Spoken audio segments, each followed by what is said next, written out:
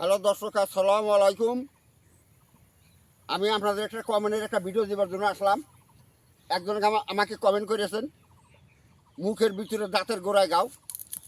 এইরকম পরিস্থিতি হয়েছে যে আমি মুখে কোনো কিছু দিতে পারি না, লগে লগে কামড়াইয়া ধরে, বা পানি তৈরি খাইতে পারি না, পানি কামড়াইয়া ধরে। যে মুখের গায়ের জন্য বহুত ডাক্তারি চিকিৎসা আমি করলাম, করাতে কিন্তু আমি কোনো লাভবান হতে পারি নাই। তাই আপনার কাছে জানতেছিলাম। আমি কিন্তু ভিডিওটা আগে কিন্তু দিয়েছিলাম, যদি আপনার করে সেই বস্তুটা আমি আপনাকে দেখে নিতে বলছি, খুঁজে পান নাই। এখন আমি নতুন করে সেই ভিডিওটা দিতে আসি। আপনি এই ভিডিওটা দেখে আপনার মুখের গা বা দাঁতের গোড়া নরম হয়ে গেছে, বা দাঁতের গোড়াটা রক্ত পড়তেছে, বা পুষ পুষতেছে, এইসব মুক্তি করার জন্য আমি সেই গাছটার কাছে আসলাম। কিন্তু গাছটা দেখার আগে, জানার আগে, যে আমার ভিডিওর মাঝে সাবস্ক্রাইব করছেন তার জন্য অনেক অনেক ধন্যবাদ। যে সাবস্ক্রাইব করেন নাই তাকে অনুরোধ করবো আমার ভিডিওর মাঝে সাবস্ক্রাইব করেন, কেননা যখন আমি মূল্যবান ভিডিওগুলো দিব সবার আগে যাতে আপনার মোবাইলে যায়, এই আশা রেখে আমি এই মূল্যবান ভিডিওগুলো দিতেছি।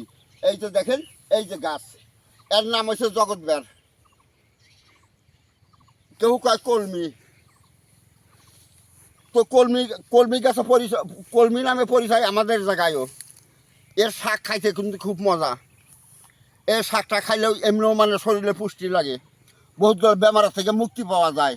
এটা মাছের সাথে ভাইজা যেমনি তেমনি খাইতে পারে।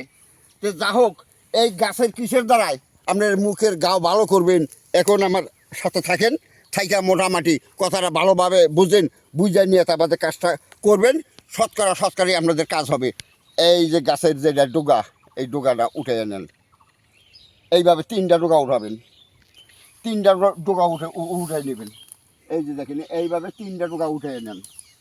3টা ডোগা উঠে নিয়া 3টা ডোগা উঠে না কী করেন, এই 3টা ডোগা নেন।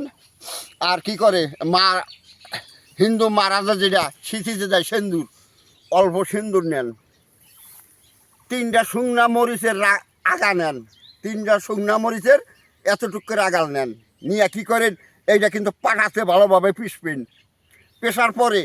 পেশার পরে এই বস্তুটা যখন মিহি হবে, ওই বস্তুটাই যেরকম এই আঙ্গুলে বড়াইয়া দাঁত যেরকম দাঁত মাজেন, ওইরকম করে দাঁতে মাজেন। 5-10 মিনিট সময় মুখটা বন্ধ করে রাখেন। তারপরে দেখবেন বিজল পানি পড়তেছে, ওইটা হা করে ফালাইয়া দিবেন। এইরকম 2-3বার যখন এই মেডিসিন যখন আপনার মুখে লাগাই গেলেন, আপনার দাঁতের গোড়ার গা বা জিব্বার গা বা মুখের ভিতরে যে গা আছে, এই গা আপনার ভালো হয়ে যাবে। 2-3 দিন লাগানোর পরে তখন আপনি মানে সব কিছু খাইতে পারবেন, আর মুখের গা থাকবে না, গা হয়তো মুক্তি পেলেন। যা হোক, আজকের মতো এই পর্যন্তই। আসসালামু আলাইকুম। হিন্দু বাবাজি নমস্কার। অন্যান্য জাতি আছেন, আন্তরিক ধন্যবাদ।